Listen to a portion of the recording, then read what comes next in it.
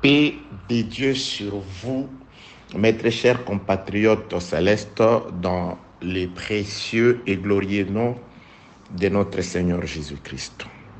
L'exode de bois depuis Tyr jusqu'à Jaffo. Audio numéro 15.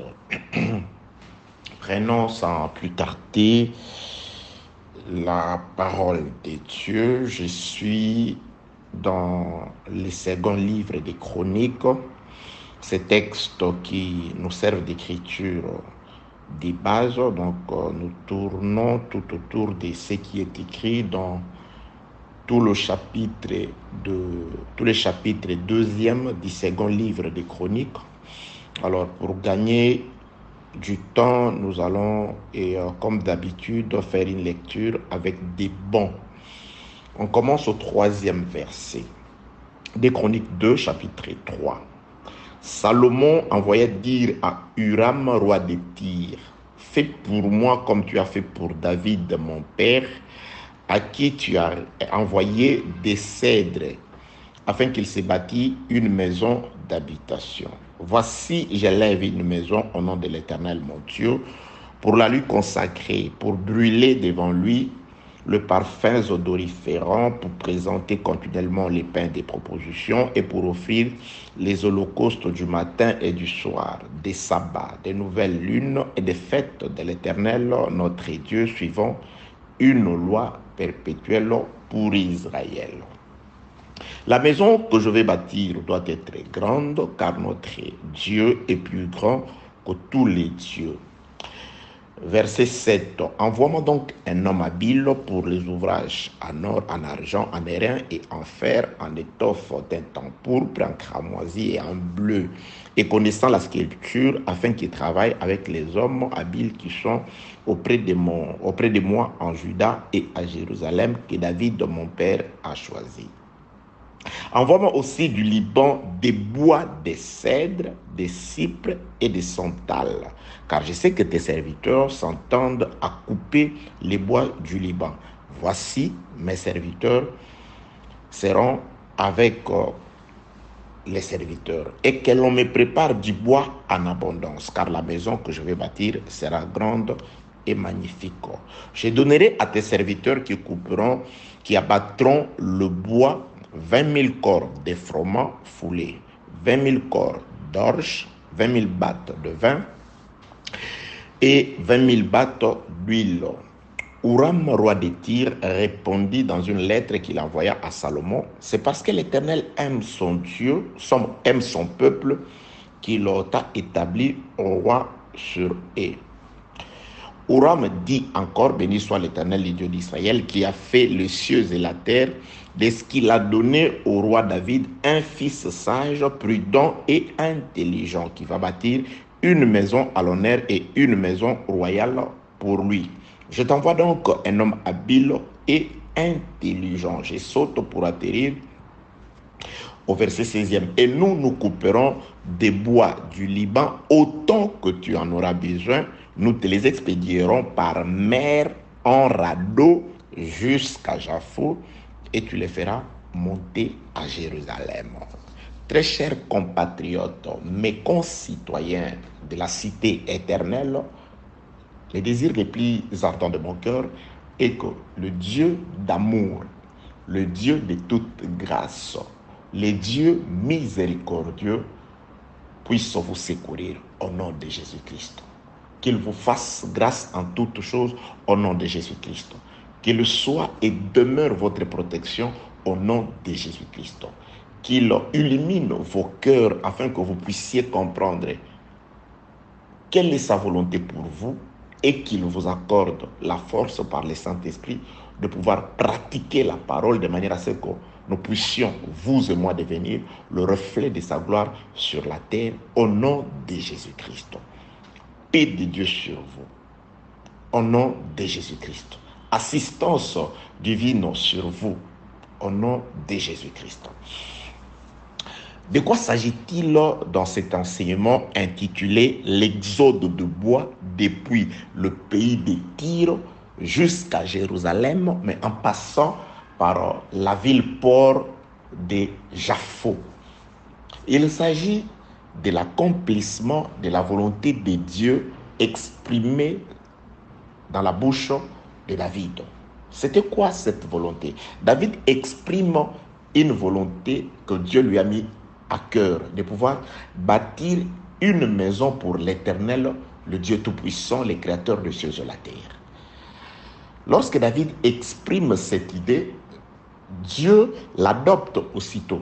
Mais Dieu dit à David, l'idée elle est bonne de pouvoir me bâtir une maison, car désormais je cesserai le voyage, le multiple voyage que je faisais de tente en tente. Maintenant, l'idée est que je puisse avoir une demeure éternelle dans laquelle je vais défaire mes valises, c'est-à-dire je resterai pour de bon. L'idée, elle est bonne de pouvoir me stabiliser sur la terre. L'idée est bonne de pouvoir me trouver une adresse sur la terre, une maison où le peuple du monde entier viendront me trouver. Ça, c'est Jésus-Christ qui dit, le jour où il est entré dans les temples et qu'il a trouvé des gens et à se livrer à des activités autres que celles prévues pour les temples. Lorsqu'il les a chassés, il a chassé ces gens-là, il a déclaré, vous avez transformé la maison de mon père en une caverne de voleurs. Or, il est écrit que ma maison sera la maison de prière pour toutes les nations. Donc, ça devait être une maison qui allait rassembler toutes les nations. Alors, cette maison-là, Dieu approuve le projet exprimé par David, mais sauf Dieu interdit à David de pouvoir édifier. Il dit, ce ne sera pas toi qui bâtiras cette maison. Après toi, je le verrai, ta postérité, le fils qui sortira de tes entrailles, ce sera lui qui bâtira pour moi une maison. Dans l'ombre, cette prophétie s'est accomplie dans la vie de Salomon. Mais en réalité, la prophétie parlait de la véritable maison qui ne peut être édifiée par les mains d'hommes, car Dieu n'habite pas une maison faite de mains d'hommes. Donc il fallait que Dieu vienne se bâtir lui-même une maison dans laquelle il habiterait éternellement. Et quand il est venu, il a dit, il a présenté les temples construits par Salomon. Il dit, détruisez ces temples, en 3 jours, je le rebâtirai. C'est-à-dire, là, il est venu se présenter comme étant le véritable bâtisseur du véritable temple dans lequel Dieu devait défaire ses valises, dans lequel Dieu deviendrait le Dieu de toutes les nations. Dieu unirait toutes les nations. Dieu exaucerait toutes les nations. Dieu allait accueillir toutes les nations de la terre. Et ces temples, aujourd'hui, le frère Jean nous dit, dans le livre de Jean chapitre 3, en parlant du temple qui devait être détruit et que lui devait reconstruire 3 jours après, le frère Jean écrit, il dit, il parlait du temple de son corps. Donc aujourd'hui, c'est en Jésus-Christ que Dieu habite, selon qu'il est écrit, en lui a habité corporellement toute la plénitude de la divinité. Que la paix, la grâce, la miséricorde, l'amour, l'assistance de Dieu soit votre partage au nom de Jésus-Christ. Très chers compatriotes célestes, donc pour la construction de cette maison, Dieu interdit à l'homme de David de pouvoir exécuter son projet. Il dit, il promet qu'un fils viendra. Alors, nous sommes dans l'ombre. D'entre tous les fils de David, l'Éternel Dieu va choisir Salomon. Salomon intronisé, quelques jours après, il va tourner les regards du côté des païens, du côté des Tyr. Il va s'adresser à un roi païen qui s'appelle Huram. H-U-R-A-M. Huram. Il s'adresse à ce dernier. Il dit, Huram, j'ai le projet de bâtir une maison pour l'Éternel, notre Dieu. Une maison très grande. Alors, pour ce faire, j'aurais besoin de quelque chose qui vienne de toi. Premièrement, j'aurais besoin que tu me trouves quelqu'un, un homme intelligent, sage et habile, sachant manier la sculpture, tous les ouvrages. J'ai besoin d'un tel homme, un ingénieur, un savant, un homme très intelligent. Et à part l'homme, j'aurais aussi besoin de quelques espèces, plus précisément 3 espèces de bois qui se trouvent dans la forêt qui est dans ton pays de Tyr. J'aurai besoin des cèdres, j'aurai besoin des cypres, j'aurai besoin des bois des santal. Car ce seront ces bois-là que j'utiliserai pour la construction de la maison qui ne se fera pas, la maison qui ne sera pas édifiée sur les territoires païens de Tyr, mais la maison qui sera édifiée ici à Jérusalem. Que la paix, la grâce et la miséricorde de Dieu soient avec vous au nom de Jésus-Christ. D'où les thèmes, l'exode des bois. Donc l'exode comme étant par définition un déplacement de masse. Donc le bois doit se déplacer depuis où? Depuis le pays de Tyr, une terre païenne. Le bois doit partir de là pour arriver à Jérusalem. Alors le roi Huram va répondre au roi Salomon qu'il est sage, qu'il est intelligent, il va lui faire toute espèce d'éloge. Alors il va tracer un itinéraire pour le bois. Il va certainement désigner quelqu'un d'entre les Tyriens, mais qui avait une mère danite. Il va le désigner un certain Huram-Abi, l'homme habile, l'homme sage et l'homme intelligent. Il y a un enseignement tout autour de ces messieurs glorieux que nous parlerons avec vous certainement dans les jours à venir. Si pas nous, il y a des serviteurs de Dieu qui nous posent déjà des questions, des hommes de Dieu en tout cas, c'est merveilleux. Autour de cet homme-là, lui non plus ne travaille pas seul. Cet Huram-Abi, quoi qu'il va partir de la terre de Tyr, les Écritures disent, il travaillera avec les hommes habiles que David a laissés, mais qui sont avec Salomon.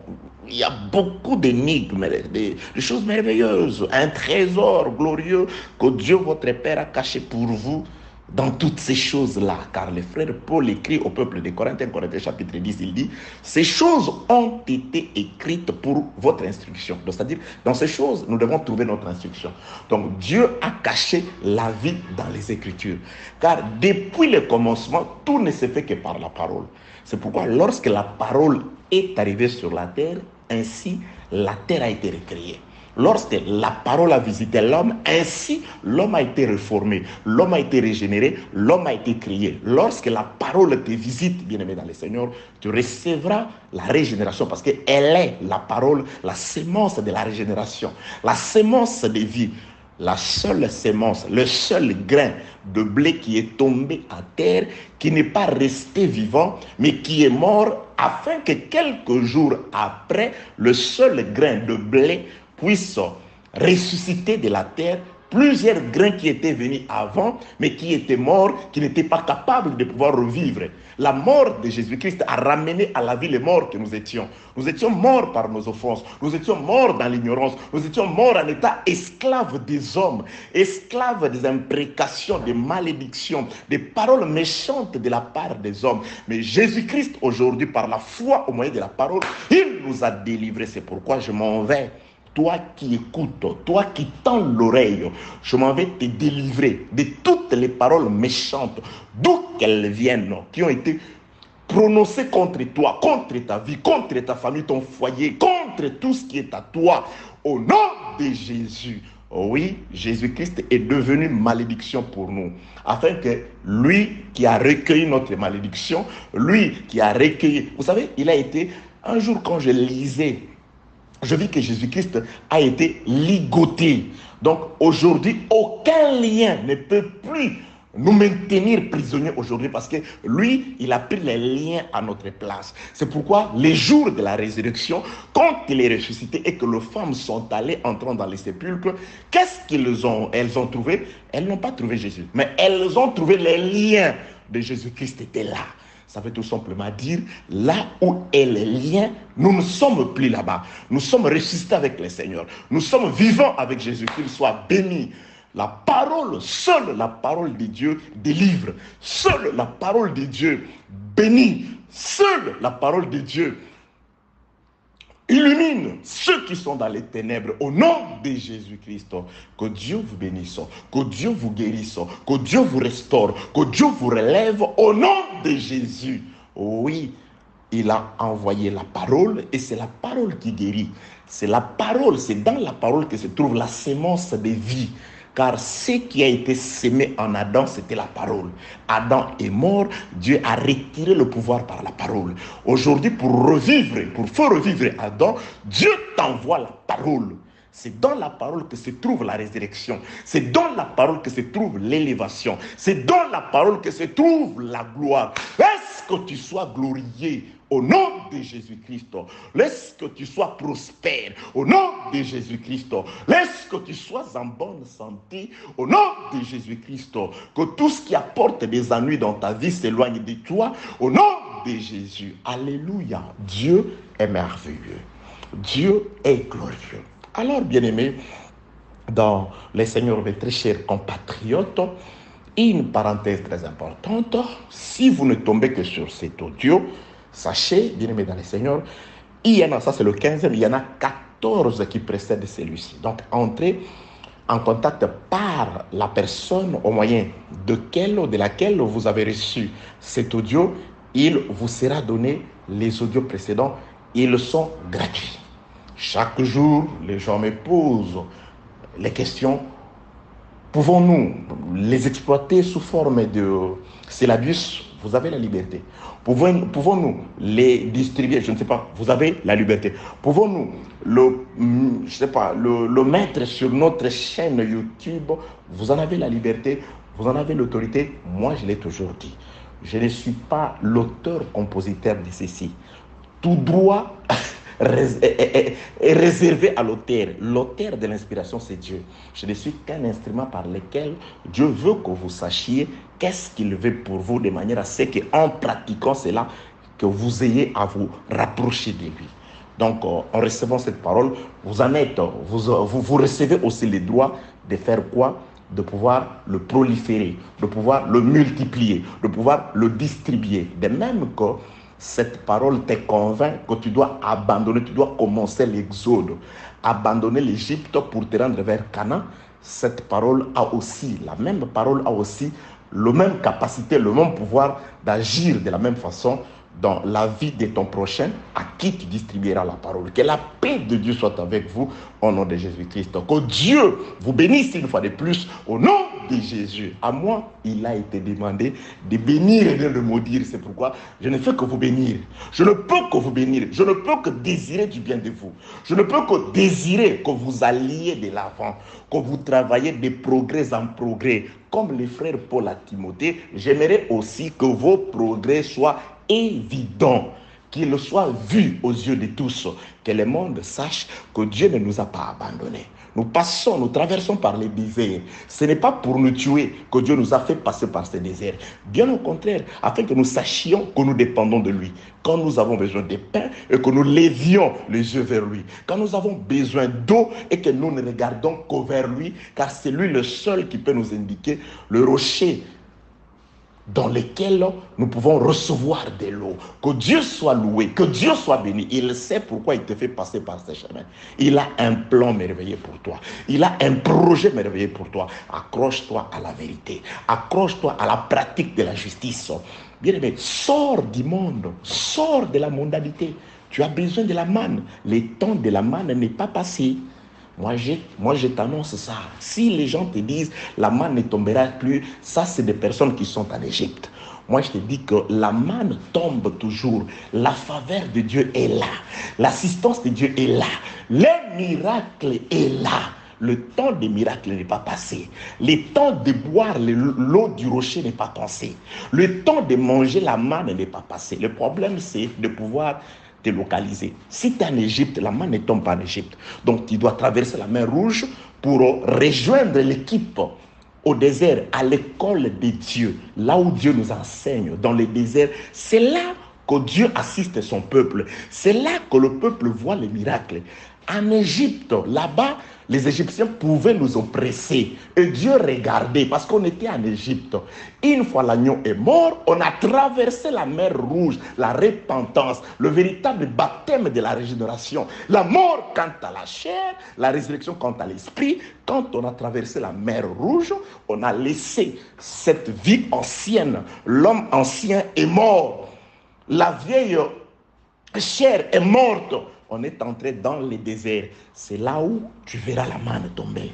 c'est là où tu boiras de l'eau des rochers. Si Dieu nous avait complètement laissé à la merci des pharaons et de ses serviteurs qui nous faisaient souffrir en Égypte, au désert, après avoir traversé la mer Rouge, si Amalek s'élève, Dieu va faire monter Moïse sur la montagne. Gloire soit rendue à Dieu. C'est Moïse-là, ses mains pouvaient s'affaiblir et le peuple pouvait perdre sur terrain. Mais celui qui est assis à la droite de Dieu comme notre intercesseur, celui-là, ses mains ne s'abaissent pas. Celui-là, il a toujours les mains élevées. Ça veut tout simplement dire, le main de Moïse élevé, le peuple sur terre gagne. Amalek sera vaincu. Et cela sera écrit dans les annales. Tous sauront que Amalek avait levé la main contre le trône et du trône, la victoire est descendue. Bien-aimé dans les Seigneurs, quiconque s'attaque à toi parce que Dieu te fait passer au désert pour t'instruire, il s'attaque à la prunelle de l'œil, à la prunelle de l'œil de Dieu. Dieu défendra son œil. Dieu doit défendre son œil. Que la paix de Dieu soit avec vous au nom de Jésus-Christ. Soyez confiants. Les problèmes de la manne continue de tomber. L'eau du rocher est toujours là. Sur la montagne, Moïse est là pour nous défendre contre les agresseurs du désert. Mais regarde ta position. Peut-être que tu es encore en Égypte. Là-bas, il n'y a pas de manne. Là-bas, il n'y a pas de résistance contre les Égyptiens. Ils t'accablent, ils vont t'accabler de souffrances et que la paix de Dieu soit avec vous. Au nom de Jésus-Christ, oui, bien-aimés dans le Seigneur, nous enseignons, nous vous exhortons, c'est très important. C'est à cela que Dieu nous a appelés, afin que vous sachiez qu'il n'est pas très loin de vous, il n'est même pas loin. Nous sommes au temps d'Emmanuel, Dieu est avec son peuple, mais à travers la parole. Ok, très chers compatriotes, donc, une maison doit être édifiée à Jérusalem. Mais on regarde du côté des Tyr. Et quand on regarde du côté des Tyr, qu'est-ce qu'on a besoin? À Tyr, on a besoin de bois. Nous avons compris dans les Écritures plusieurs passages. C'est pourquoi je vous demande de pouvoir consulter les audios précédents. Le bois parle des hommes en réalité. Nous avons compris qu'il y a un projet d'un temple. Alors, qui doit être construit, pas sur la terre, mais à Jérusalem céleste. Il y a un temple. Et ce temple-là, nous sur la terre, nous en sommes les membres, les parties de ce temple-là. Nous verrons ça encore dans le détail lorsque nous arriverons au moment où les bois, avant d'entrer dans la mer, ils rentrent dans la mer sous forme de radeaux. C'est là où nous allons comprendre la similitude entre nous et la ville de Jérusalem. Bien aimé, vous ne pouvez pas aller dans la Jérusalem céleste, si la Jérusalem céleste ne commence pas par refléter son reflet sur la terre, de manière à ce que sur la terre, vous vous transformiez déjà à une Jérusalem céleste. Bien aimé, tu ne peux pas aller rejoindre Jésus-Christ au ciel si sur la terre, tu ne reçois pas d'abord la morphologie de Jésus. Si sur la terre, tu ne reproduis pas les habitudes de Jésus-Christ. Si sur la terre, tu ne manifestes pas d'abord les œuvres de Jésus. Donc c'est sur la terre que nous devons apprendre, nous devons nous exercer à être tels que nous serons quand nous serons auprès de lui. Ça me fait rire. Oui, ça me fait tressaillir de joie. Oui, bien aimé dans le Seigneur, il y a de ces fois-là, tu es triste à cause de certains événements, tu sens une promesse te faire bouger les entrailles, une promesse te redonne la joie, te redonne l'espérance, car nous pouvons tout perdre. Je l'ai toujours dit à mes amis, quand ils m'appellent, nous avons des problèmes, nous avons des difficultés. La première de toutes les choses que j'ai toujours dit, ça je vous le partage comme un secret, perdez tout ce que vous pouvez perdre, mais ne perdez jamais l'espérance. Ne perdez jamais l'espérance. Vous pouvez perdre tout de ce monde, les maisons, la nourriture et tout. Ne perdez jamais l'espérance en Dieu. Dieu est vivant. Que la paix de Dieu soit avec vous au nom de Jésus-Christ. Bien-aimés, nous sommes... Aujourd'hui, j'aimerais encore revenir tout autour de la prédestination. Pourquoi je suis en train d'insister? Je crois que ça, c'est le 4e audio ou message vocal dans lequel j'insiste sur la prédestination. Parce que la prédestination a sémé 2 sentiments dans les gens. Il y a de ces gens, quand vous Il suffit qu'ils vous entendent parler de la prédestination. C'est comme ils ont une phobie. Ils ont commencé à faire, non, non, non, moi je n'aime pas ces enseignements sur la prédestination. Les gens vivent en désordre. Non, non, non, non, non, moi je n'aime pas ça. Ces histoires, les enseignements sur la prédication, ce sont ces enseignements qui font égarer les gens. Non, moi je n'aime, non, non, non, non. Il y a certaines personnes, quand ils vous entendent parler de la prédestination, ils croient que c'est une façon de pouvoir dédouaner leur faiblesse, leur légèreté de vie. Ah oui, hein? Un prédestiné, bien aimé, c'est un prédestiné. Même s'il pratique la vie de débauche, si c'est un prédestiné, il sera sauvé. Là, tu verras les fidèles, ses autres amis, crier Amen. J'ai entendu un pasteur dire ça. Un prédestiné, bien aimé, c'est un prédestiné. C'est pourquoi moi, je ne dis jamais aux gens abandonner les péchés. Ça, c'est la loi. Abandonner les mal, ça, c'est les péchés. Sortez du milieu de... Le frère Paul prêche pendant la grâce. Qu'as-tu de plus que le frère Paul qui s'est attaqué aux œuvres de la chair?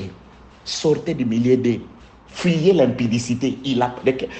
Non, l'impudicité là, ce n'est pas cette impudicité de la chair. Il parlait des mauvaises doctrines. C'est ça la mauvaise doctrine. Non, moi je ne dis pas aux gens abandonner les péchés, c'est la loi. Oh, Paul, Pierre, les apôtres sur les traces desquelles nous marchons ont insisté sur ces choses-là. Et toi, tu nous dis non, toi, tu ne parles plus sur ces choses-là. Tendons vers ce qui est meilleur. Tendons vers ce qui est excellent. Je vous parlerai des révélations. Je vous conduirai en prophétie. Sans fausse modestie, Dieu nous a fait la grâce. Mais c'est qu'il a toujours répété à Blanchard de construire sur les fondements réels. Les fondements réels, c'est d'abord les renoncements aux œuvres mortes, bien-aimés dans le Seigneur. C'est la vie de la sainteté, c'est la vie de la crainte de Dieu, c'est la vie du respect de la parole. Respect de la parole, pas seulement quand vous prêchez, mais dans votre conscience d'abord. Le frère qui écrit la lettre aux Hébreux dit, les sons des animaux, tout ce qu'on offrait d'après l'ancienne alliance, les sons de ces animaux-là ne pouvaient pas rendre parfait sous les rapports de la conscience ceux qui s'approchaient de Dieu par ces cultes-là. Bien aimé, ces sons-là, ça ne pouvait jamais laver la conscience, ça ne pouvait jamais purifier la conscience. C'est le contraire du son de Jésus-Christ. Que les Écritures disent, c'est un son qui parle mieux que le son d'Abel. Parce que quand ça parle, ça résonne dans la conscience, ça purifie, ça lave les souillures de la conscience. C'est-à-dire, l'homme devient conscient, l'homme devient ami avec Dieu. L'amitié ne se force pas. Vous pouvez être collègue, mais pas ami, au vrai sens du mot. Les amis, c'est des personnes qui s'aiment naturellement, qui s'aiment automatiquement. La parole doit vous laver la conscience. La parole doit commencer à vous faire réfléchir comme Dieu. Je l'ai toujours dit, la parole doit faire que vos pensées, que les pensées de Dieu deviennent vos pensées. Que vous soyez comme Dieu, que vous deveniez un avec Jésus, de manière que Jésus est un avec son Père. Un avec Jésus, Jésus est un avec le Père, dans la conscience d'abord. Que vous n'auriez plus besoin d'un maître pour vous chicoter. Ne faites pas, ne dites, n'allez pas, ne mangez pas. Mais ne faites pas, ne dites pas, ne mangez pas, doit trouver une place dans votre conscience. Lorsque un enseignement ne rappelle pas les gens à la bonne conscience, ce n'est pas un enseignement venu du ciel.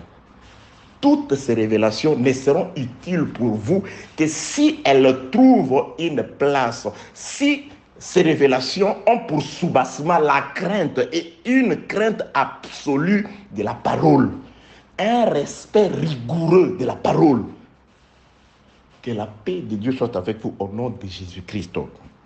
Je insiste sur la prédestination parce que ça a créé deux sentiments. Les uns ont complètement reçu une phobie, une peur bleue. Non, cette histoire d'élection, non. Tous ces gens qui vivent en désordre, c'est parce qu'ils se disent élus, ils se disent prédestinés. Et les autres disent, chez les uns, c'est une phobie. Chez les autres, le bienvenu comme une porte qui ouvre, qui donne accès à la façon de vivre comme l'on veut. Bien aimé, l'évangile, la première des choses qu'il vient ravir dans l'homme, c'est la volonté. Lorsque la parole n'est pas encore retirée, Dieu vient faire une opération. L'opération dans l'homme, c'est de pouvoir t'enlever le cœur.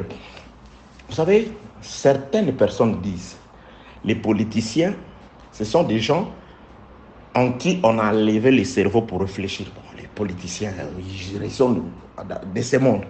Moi, je dirais oui, parce qu'ils réfléchissent à la manière du monde, à la manière de pouvoir savoir comment conserver le pouvoir et au risque et péril des gens de la population. Mais moi, je dis, un enfant de Dieu, c'est aussi comme ça. C'est quelqu'un en qui la parole vient enlever le cerveau humain, la réflexion de la terre, le raisonnement du monde. Tu peux arriver quelque part, tout le monde réfléchit et donne raison à une certaine façon de vivre. Tu te dis, bon, non, moi, je ne peux pas vivre comme ça. Pourquoi? Parce que la parole dit, ah, toi aussi, tu te crois saint. Oui. Aux saints qui sont à Éphèse, aux saints qui sont à Corinthe, aux saints qui sont en Chine, en France, en Martinique, en Antilles, Congo, Angola, Cameroun et partout. Vous êtes réellement des saints si la parole du seul saint, Jésus, le seul saint de Dieu, vous sanctifie. Et quand la parole vous sanctifie, elle vous donne une conscience pure devant Dieu. Vous serez comme Paul voulait de Timothée, un serviteur qui n'a pas à rougir, mais qui dispense droitement la parole ou l'évangile du Seigneur. Que la paix de Dieu soit avec vous au nom de Jésus-Christ. Donc, bien-aimés, parlant de la prédestination, pourquoi j'insiste? Parce que voilà l'histoire des bois. Ces bois, il y en a toute une litanie. Il y a plusieurs espèces dans la forêt. Dans cette forêt-là, il y en avait plusieurs.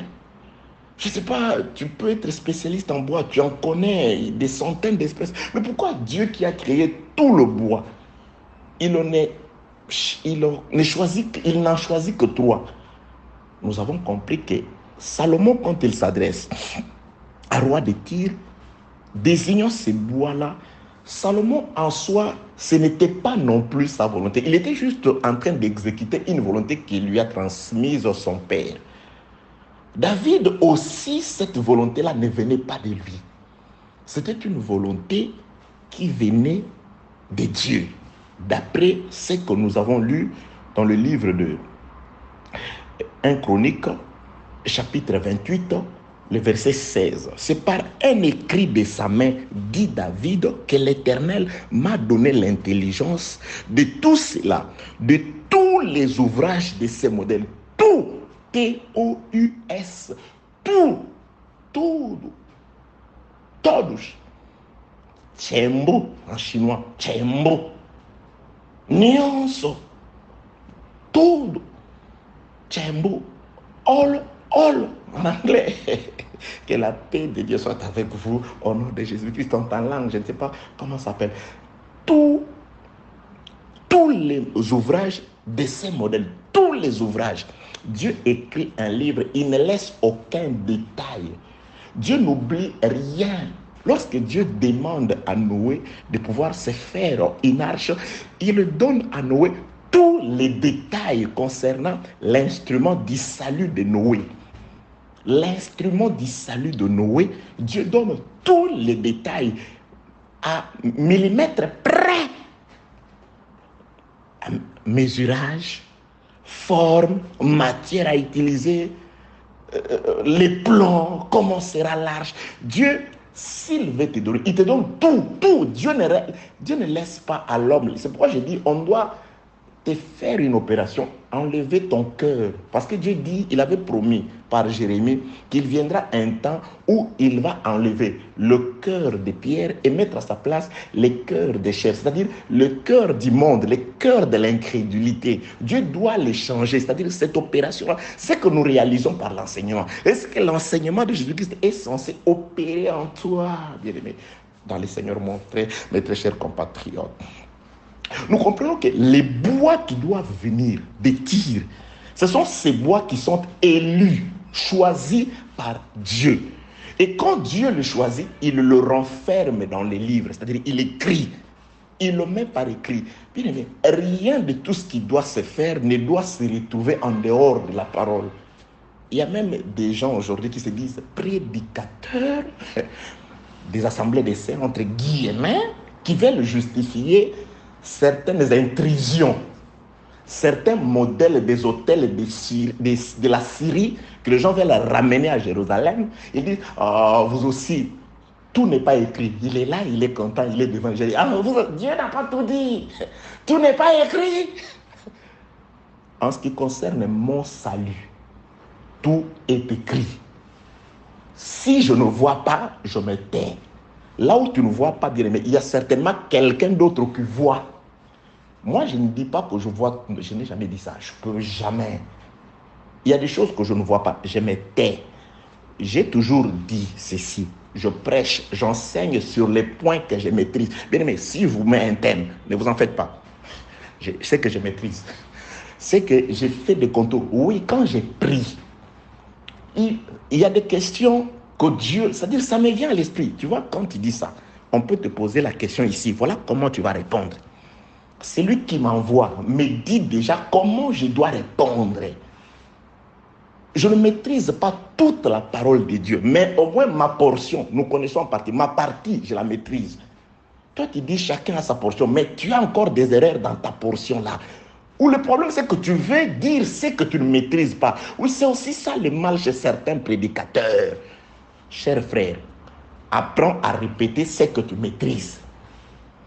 Nous ne vous enseignons pas seulement pour être là à recevoir et aller tout simplement, je ne sais pas, prononcer comme, je ne sais pas, commencer à prêcher comme des perroquets. Non, c'est une bonne chose. Je l'ai toujours dit et je le dirai toujours, j'écoute les autres, je partage avec le frère, je prends ce qu'ils me disent, mais je ne répète pas tout comme un perroquet comme ça. C'est ce qui fait qu'aujourd'hui, tout le monde commence à parler comme tout le monde. Tout le monde veut parler comme tout le monde. Tout le monde veut enseigner comme tout le monde. Où sont ceux qui ont été appelés à l'exhortation? Que celui qui est appelé à l'exhortation s'attache à son exhortation. Il n'y a plus d'exhortateurs aujourd'hui. Tout le monde veut être enseignant. Tout le monde veut expliquer les jardins, il veut expliquer les 7 chauds, il veut expliquer les bois, tout le... Frère, Messi, je ne sais pas, Kylian Mbappé, c'est des bons joueurs. Mais toute l'équipe ne peut pas jouer comme Kylian ou comme Messi ou Neymar. Non. Les défenseurs doivent être là, les gardiens des buts. Messi, il est excellent, Cristiano Ronaldo, mais tout le monde ne joue pas comme tout le monde. Chacun a son rôle. L'œil est important, oui.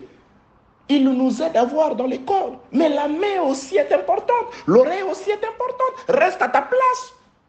Fais ce que tu sais faire de mieux. Que la paix de Dieu soit avec vous au nom de Jésus-Christ. Donc, bien-aimés, je suis en train d'insister sur la prédestination. La prédestination des arbres. Il y a des arbres qui doivent sortir des tirs de la terre des païens pour arriver à Jérusalem. Ces arbres-là ne se retrouveront pas à Jérusalem au hasard. Ce n'est pas du loto. Ce n'est pas les chiffres de loto qu'on a juste coché comme ça. Non, j'aime les 3, 7, 6, je ne sais pas. Vous cochez et ça sonne, vous gagnez des millions. Non! Les hasards, la notion du hasard n'existe pas pour Dieu. Ça n'existe pas.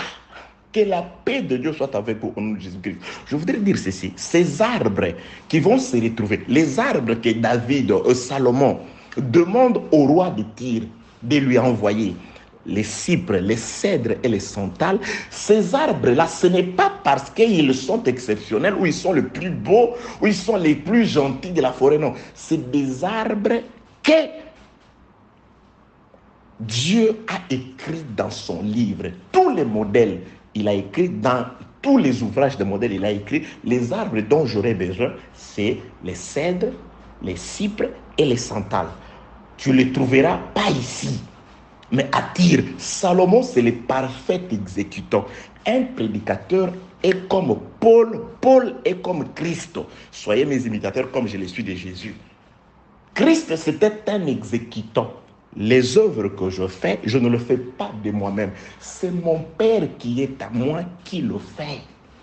C'est papa. Tout ce qu'il faisait, c'était afin que s'accomplisse la parole de l'Écriture qui déclare. Afin que s'accomplisse la parole de l'Écriture qui déclare. Il a dit des choses plus tard, la Bible déclare, lorsqu'il fut ressuscité, ses disciples comprirent qu'il parlait de ça afin que s'accomplisse ceci. Les arbres ne se retrouveront pas à Jérusalem par un pur hasard. Les hasards n'existent pas. Ceux qui seront sauvés sont connus. Noé va réaliser l'arche. N'entreront dans l'arche que ceux qui seront désignés par Noé. Ne viendront à Jésus que ceux qui seront appelés par Dieu. Ok, écoutez, je suis dans la prédestination. Dieu prédestine dans son livre le bois qui doivent revenir, parce que ces bois sont à tir. Dieu à Jérusalem, s'entretenant avec l'homme de David, il écrit les noms des 3 espèces de bois. Il le met dans un livre qu'il remet à David. À Jérusalem, déjà, il y a le 3 noms. Au ciel, il y a déjà les noms des blancs. Bon, il ne me connaît pas par les noms des blanchards, car les noms par lesquels Dieu nous connaît, c'est le nom de l'époux. C'est pourquoi, pour avoir son nom écrit dans les livres de vie, vous devez devenir une portion du livre, une portion de Jésus, car lui, c'est le livre, et nous sommes des différentes parties du livre. L'enlèvement, c'est la reconstitution du livre. Alléluia.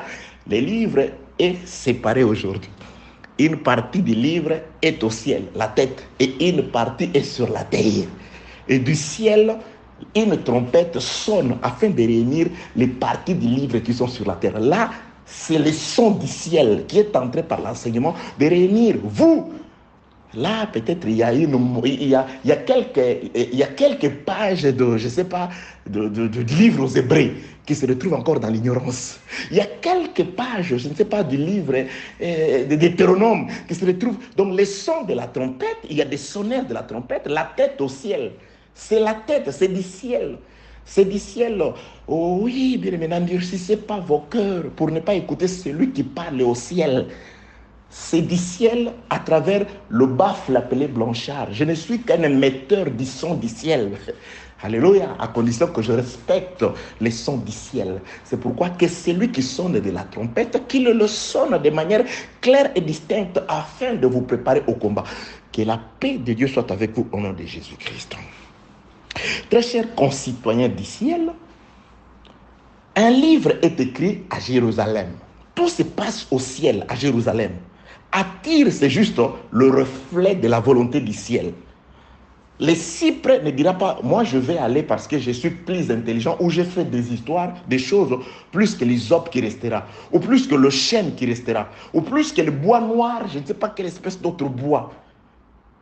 Ce n'est pas parce que le cypre est frère avec hysope, et plutôt est le frère de cèdre, ou leurs sœurs, c'est Santa. Non, ils ne sont même pas de la même famille. C'est des espèces différentes. Ce n'est pas parce qu'ils se réunissent. Non, s'ils pouvaient être trouvés ensemble, c'est parce que dans les livres, on a voulu qu'ils soient comme ça. Mais le problème, c'est que les arbres sont parsemés dans la forêt, c'est-à-dire ça et là, parsemés, éparpillés dans la forêt, au milieu d'autres arbres qui pourront être beaucoup plus grands, qui pourront être beaucoup peut-être plus gentils. Mais les arbres qui seront à Jérusalem, ce sont ceux qui se trouvaient déjà à Jérusalem sous forme d'écriture de la main de l'Éternel. Il a écrit dans le livre, il écrit le nom de ces arbres-là. Prenons un passage d'écriture qui me vient à l'esprit. Alléluia. Ésaïe chapitre 25. N'oubliez pas, nous sommes dans la prédestination, bien aimé dans le Seigneur. Ésaïe chapitre 25. C'est le verset premier. Ça, je n'oublierai pas, parce que c'est un passage d'écriture que j'aimais beaucoup quand j'étais à Kafouf. Dans les années 2000 à 2001 à 2002, je crois. Non, 98, 98 à 2002. Je suis dans le livre du prophète Ésaïe. Je vous salue, mes bien-aimés de Kafouf. Kafouf, c'est une ville dans la province de Lunda Nord, dans un des pays africains nommé Angola. Aux frères de partout, Je vous dis, bon, je suis en train de chercher le livre du prophète Ésaïe. Ben, t'es où toi aussi, Ésaïe? Ok, c'est le premier livre. Ésaïe chapitre 25. Ouais, avec ces Bibles électroniques. Voilà. Ésaïe chapitre 25, le premier verset. Lisez très bien. Je rappelle, nous sommes en train de dire ceci. Nous parlons de la prédestination. Qui seront sauvés? Les prédestinés. Comme ici, Dieu prédestine 3 espèces d'arbres à se présenter à Jérusalem. Mais ces espèces d'arbres-là, si vous êtes à Tyr, vous allez croire que c'est un hasard, c'est un coup de poker. Ce n'est pas un coup de poker, ce n'est pas un hasard. C'est parce que le nom de ces 3 arbres, se sont retrouvés où? Dans les livres à Jérusalem déjà. C'est-à-dire, ces arbres-là iront rencontrer leur nom à Jérusalem. Ça, je ne sais pas si j'aurai le temps. Parce que Esaïe dit quelque chose comme ça. Il y a un temps. Non, le frère Paul dit où les choses qui sont sur la terre iront rejoindre les choses qui sont au ciel. Là, les gens, il y a des théories. C'est simple. Tu n'iras qu'au retrouver ton nom qui est au ciel. Donc, les cèdres, les cypres et les santales à Jérusalem, ils vont retourner. Quand ils arriveront à Jérusalem, mais comment? Non, vos noms étaient déjà ici. Ah, mais là, je n'étais pas encore né. Mais là, oui, vos noms étaient déjà. L'Éternel Dieu avait déjà écrit vos noms, qu'il avait remis à David, qu'il avait scellé. Parce que lorsque David voulait ouvrir les livres, il dit non, laisse les livres scellés. Ce ne sera pas toi qui vas ouvrir les livres aux oreilles des Tyriens. David a scellé les livres. Il a scellé la volonté. Personne ne connaissait parce que David a scellé. David voulait dire, non, scelle les livres. Au temps de la fin, plusieurs les liront et l'intelligence augmentera. C'est pourquoi les blanchards qui vous prêchent aujourd'hui est très différent de celui de l'année passée parce que j'irai de progrès en progrès. Tu dois avancer, bien-aimé, dans la connaissance, dans la manière de transmettre même la pensée de Dieu, la pensée de l'enseignement. Vous dites que tu parles comme les professeurs Eddy Malou. La congolexicomatisation, tu dis des choses juste pour te satisfaire toi-même. On ne comprend pas très bien ce que tu veux dire. Aie un langage clair et distinct. Abandonne-toi à Dieu afin qu'à travers la méthodologie du ciel, qu'il nous fasse comprendre et connaître sa volonté. Paix de Dieu sur vous au nom de Jésus-Christ. Alors, bien-aimés dans le Seigneur, donc la prédestination de 3 espèces de bois. Ces bois sont prédestinés. Ces bois, leur nom se trouve déjà à Jérusalem. Donc, il faut que Dieu réunisse, Salomon réunisse les choses qui sont au ciel. Oui, c'est écrit. Attends, je rentre vite. C'est écrit. Je n'invente pas. Éphésiens chapitre 1er. Je n'invente pas. On n'invente pas. Éphésiens chapitre 1er. Oui, tu sautes surtout le premier, les salutations. Les gens sautent les salutations pour aller et... Je suis dans le livre d'Éphésiens chapitre 1er, le verset 10. Bon, je commence au 8e verset. Que Dieu a répandu abondamment sur nous par toute espèce de sagesse et d'intelligence, nous faisant connaître les mystères, écoutez, les mystères de sa volonté, selon les bienveillants desseins qu'il avait formés en lui-même, pour le mettre en exécution, les desseins que Dieu avait formés en lui-même, pour le mettre en exécution lorsque les temps seraient accomplis de réunir toutes les choses en Christ, celles qui sont à Jérusalem, aux cieux, et celles qui sont sur la terre. Bien aimé, quelles sont ces choses? Je vous ramène dans l'ombre. Les choses qui étaient aux cieux, au temps de Salomon, c'était le nom des 3 arbres qui étaient aux cieux, c'est-à-dire à Jérusalem, dans un livre écrit de la main de Dieu. Et les choses qui étaient sur la terre, c'était les arbres qui se trouvaient encore à Tyr. La parole doit sortir, que nous voulons bâtir. Et lorsque les travailleurs viennent, ils viennent avec une liste ayant les noms des arbres qui vont partir. Les arbres vont partir afin que s'accomplisse Éphésiens 1:10.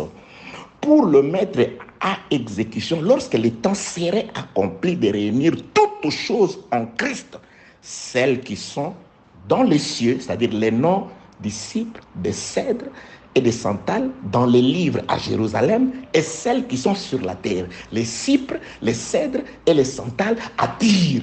ils doivent se rencontrer. Alléluia. Dieu est puissant. Dieu est vivant. Dieu est merveilleux. Oui, cette réunion aura lieu. J'ai un ami, témoin de Jéhovah, il me dit, ah, Blanchard, votre histoire d'enlèvement là aussi, vous êtes sûr? La terre est pour les hommes. Je dis non, je ne peux pas régner sur la terre si je ne dois pas aller apprendre au ciel comment on règne sur la terre. Ça, c'est pas pour toi, c'est ma promesse. J'irai d'abord là-bas. Au ciel, ah, ça c'est impossible. Ce qui est impossible aux hommes est possible à Dieu. Parce que il va mettre en exécution un dessein, son vaillant dessein. Il doit réunir en Christ les choses qui sont aux cieux avec les choses qui sont sur la terre. La tête qui est au ciel avec le corps qui est resté à terre. Car l'homme et la femme sont un. La tête de Jésus et le corps, ils sont solidement attachés. Oui, c'est écrit Éphésiens. Ok, je rentre. Oui, la tête et le corps, parce que la tête coordonne les actions du corps.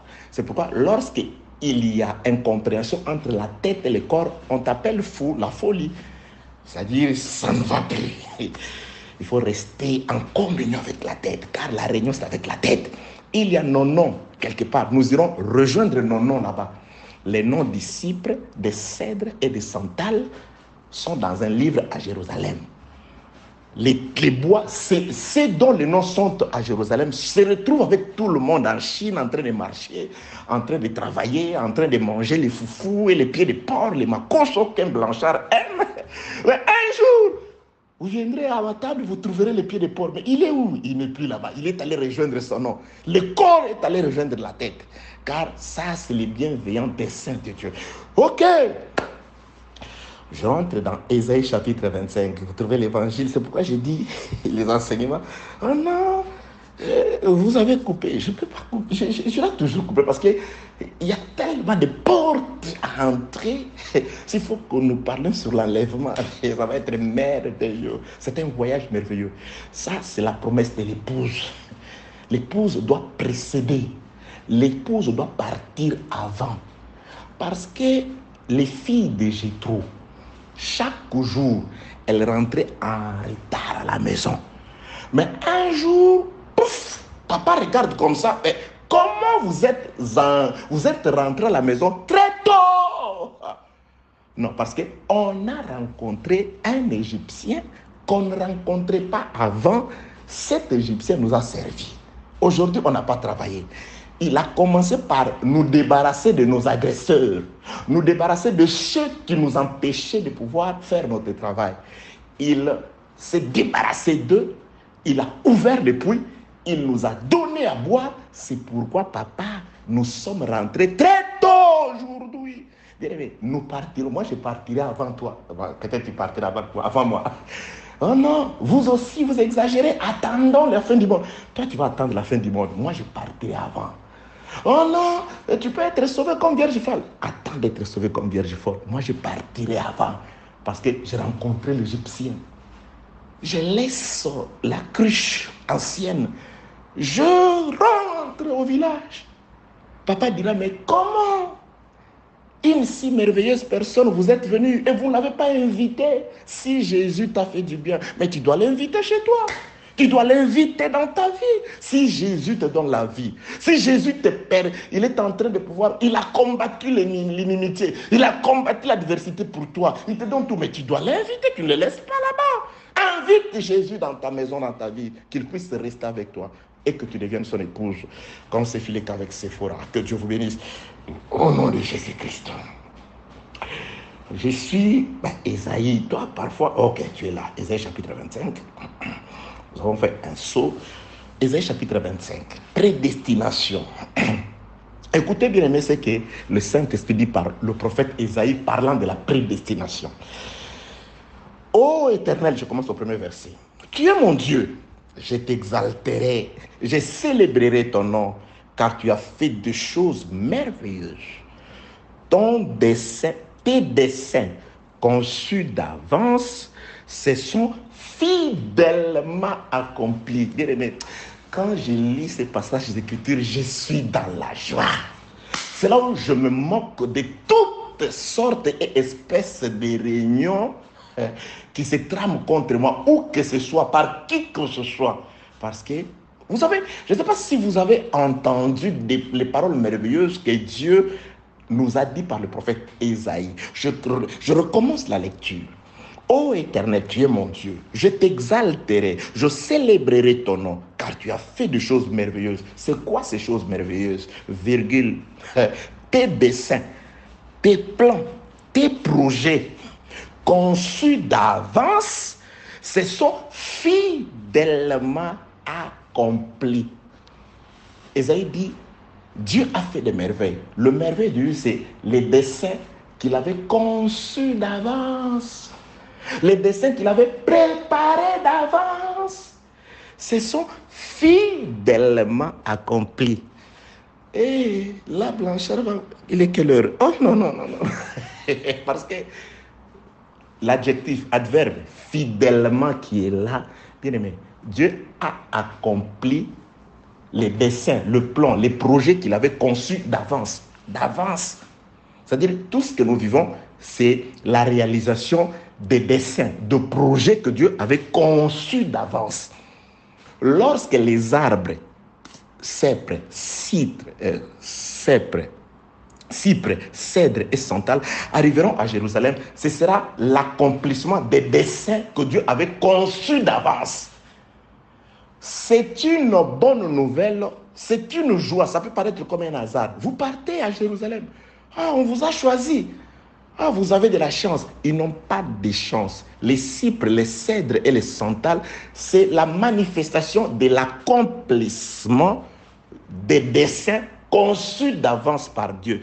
Et les desseins de Dieu ne peuvent que s'accomplir dans la fidélité. Ce sont fidèlement. Aujourd'hui, retenez l'adverbe fidèlement. Un jour, nous viendrons.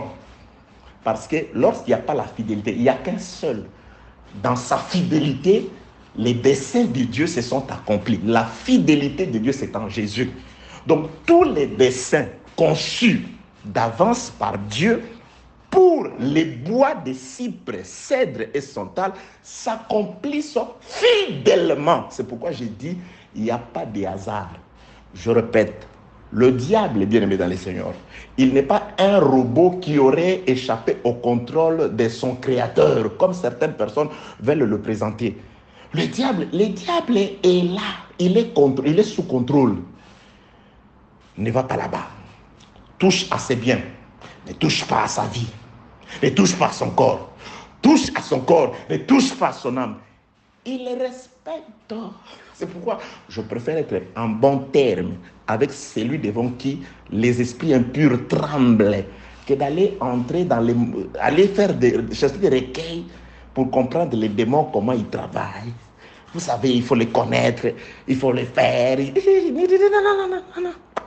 Non, salité. Tes desseins conçus d'avance, se sont fidèlement accomplis. C'est-à-dire, les desseins de Dieu conçus d'avance pour les saluts, pour les voyages des bois à Tyr, les desseins que Dieu a conçus, il a écrit dans son livre, ces desseins se sont fidèlement accomplis. Quel est le dessein de Dieu pour toi? Nous allons, les frères, David va nous répondre. Tes desseins conçus d'avance, c'est quoi les desseins que Dieu a formés pour l'homme? David vient nous répondre. Psaume 71. Vous appelez ça comme ça les francophones, nous c'est 71. Tellement qu'on prêche tout le monde.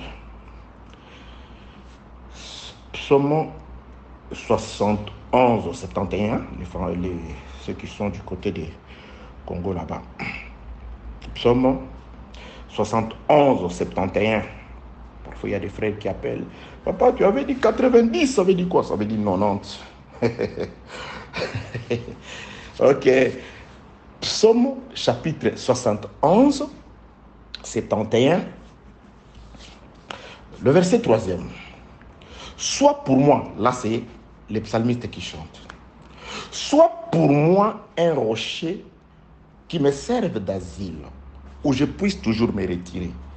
Tu as résolu de me sauver. Là, je ne prendrai que cette petite phrase-là.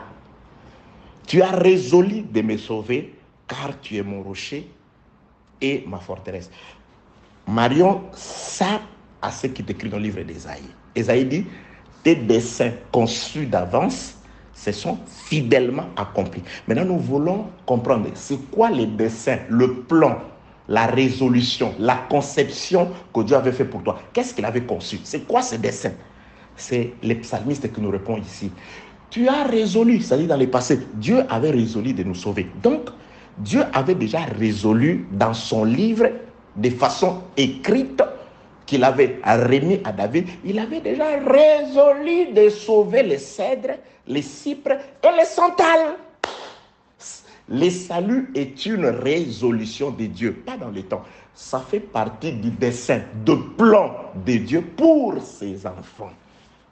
Ce qui arrive, c'est ce que Dieu avait résolu. Qu'est-ce que Dieu avait résolu? Il avait déjà résolu de sauver Blanchard. J'étais dans la mondanité. J'étais dans les excès. J'étais dans la joie du monde. J'étais vivant avec une conscience complètement souillée, sans reproche, sans inquiétude, croquant la vie en pleine dents, comme toi. Comme quelqu'un disait, un prédicateur. C'est quoi? L'impudicité, c'est un désir de la chair, comme boire l'eau, comme manger. C'est un désir. Quand ça arrive, il faut l'assouvir. Ah bon? Ok. Ça, c'est un méchant.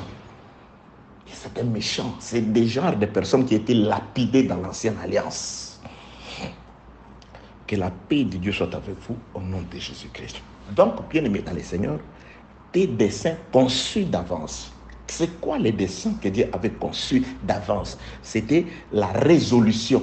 Une résolution, par définition, c'est une décision qu'une personne prend ou un groupe de personnes prend. C'est-à-dire, vous prenez la résolution de faire ceci. Dieu, dans son propre conseil, où il est son propre conseiller, où il prend ses résolutions d'après le conseil de sa propre volonté, il avait résolu de sauver Blanchard, de te sauver ma soeur, mon frère. C'est pourquoi il a permis que tu écoutes cet évangile. Il a permis que tu entendes ces paroles merveilleuses, afin que tes paroles te rappellent que tu dois aller rejoindre ton nom qui est à Jérusalem, qui est au ciel.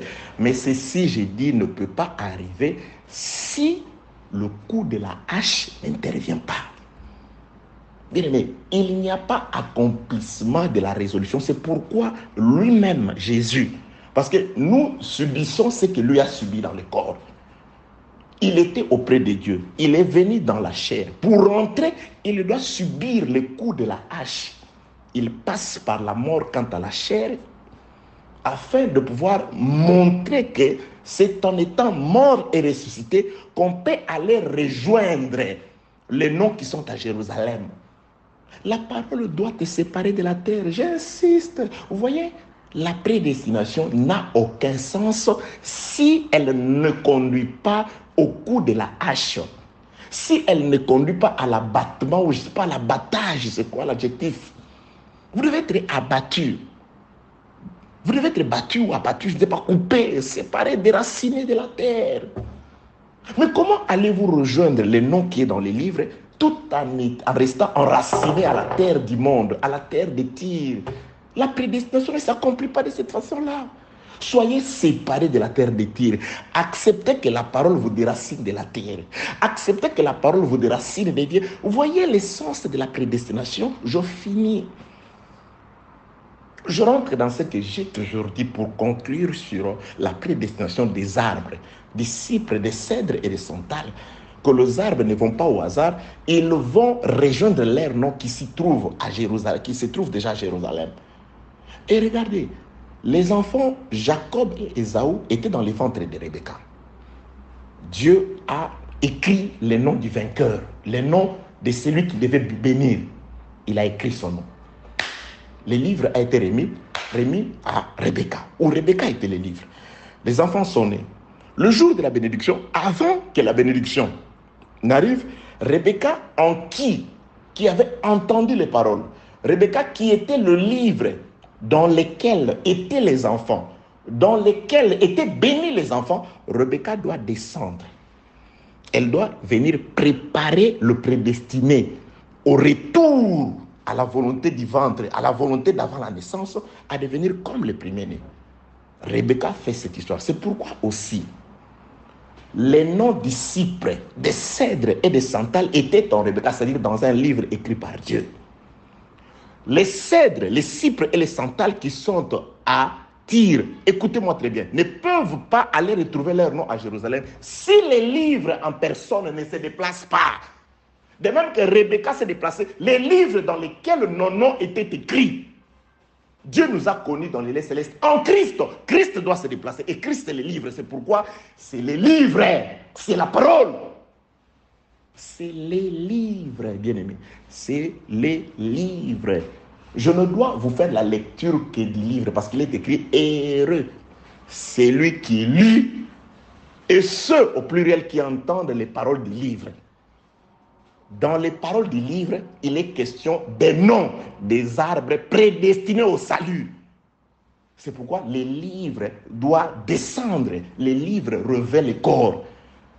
Lorsque les serviteurs de Salomon sont en train de travailler, c'est la présence du livre. C'est l'exécution du livre. C'est pourquoi Jésus-Christ sur la terre, c'était les livres de vie qui étaient venus. Mais comme Isaïe avait déjà prophétisé, les mots de la révélation, toute la révélation sera pour ce peuple.